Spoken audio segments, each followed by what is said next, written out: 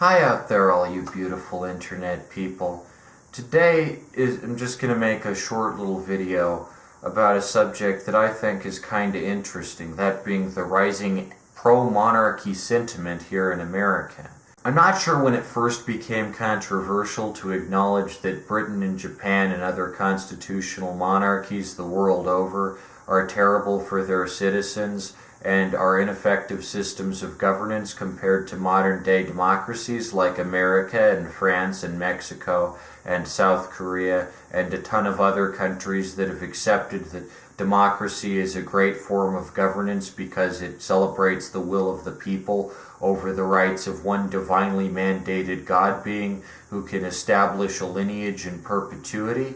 But for whatever reason, there are legitimately Americans out there today, mark my words, who believe that a return to monarchy is the best possible option for America as a country. I understand that we currently find ourselves in confusing times, but we can't just let one guy make all the decisions up top and we can just lie around and do nothing. Even if the guy claims that he's smart or a great leader, there's nothing admirable about that.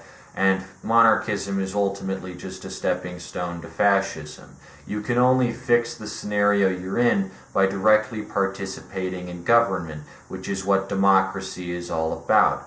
America, like it or not, is the world's first modern democracy, and that's why we're on top, because we allow our citizens to vote. I've heard a lot of arguments that America is not technically a democracy. Well, that's fucking stupid. It is a democracy. I vote every November on a fucking ballot. And if that doesn't make us a democracy, voting for our president and our senators and our representatives, then quite honestly, I don't think you know what democracy is. And I think that monarchies are the worst possible form of governance, and they've been proven ineffective time and again through trial and error over the past 300, 400, 500 years. Currently, the top two countries on the world stage by overall GDP are America, a federalist democracy, and China, a communist democracy.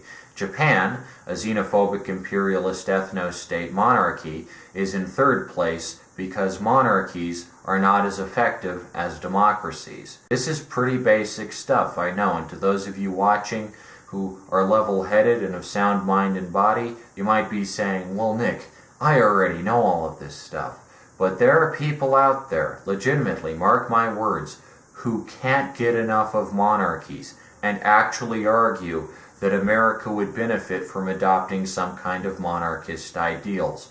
Children are even indoctrinated into a pro-monarchist mindset through the use of nauseating Disney movies which fetishize the existence of monarchies, and they're like, wow, looky, you can be a princess. There's nothing fun about being a princess in a cold, sterile castle, being fed dollops of gruel every day and taking boring piano lessons while the peasants gather outside to chop off the head of your father the king on the guillotine.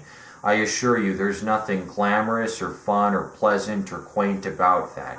It's vile. Monarchies are a vile system that does no good to humanity, and honestly, I don't know why we still have some of them in the 21st century.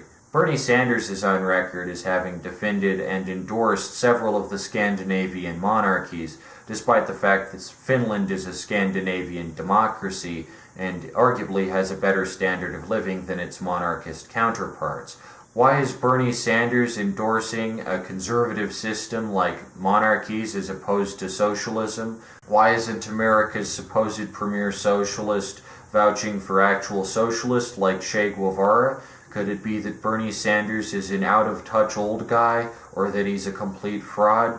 Only time will tell, I suppose. At the end of the day, I think pro-monarchism comes from a kind of explicitly anti-American sentiment that stands against everything America stands for, which is to give everyone a voice and everyone societal power, which is good and beneficial for society overall. And every time I see someone talking about how beautiful Buckingham Palace is, or how great a guy Naruhito is, it honestly just makes my blood curdle with how nauseating and politically illiterate society seems to have become. I myself will always favor the true world leaders, such as the President of Cuba, the President of France, the President of Ireland, Xi Jinping, and other world leaders whose impacts actually make a difference because they run functional countries that allow their citizens the right to participate in government. And I don't like Naruhito or King What's-His-Name over in Britain. I forget his name because I get all the princes confused.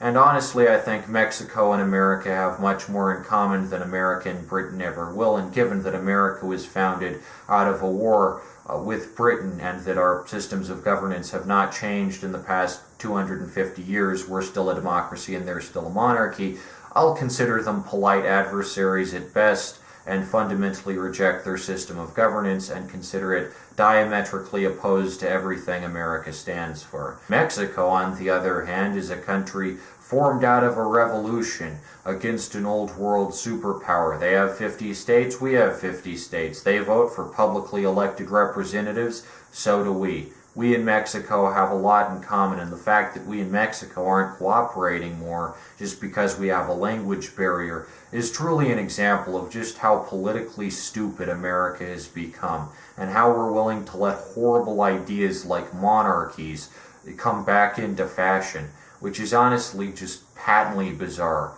I have no idea where this came from, but I guarantee you'll never see a Disney movie about becoming the president, because Walt Disney was an old conservative and a real scuzzbag who didn't stand for anything and certainly didn't stand for the rights of people. He was a union buster.